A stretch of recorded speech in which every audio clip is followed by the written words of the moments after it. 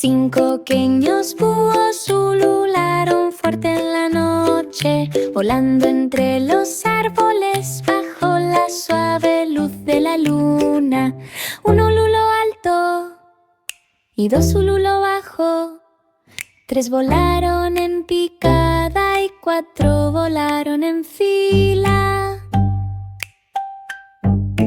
Cinco pequeños búhos posados en una rama, observando las estrellas mientras giraban y bailaban.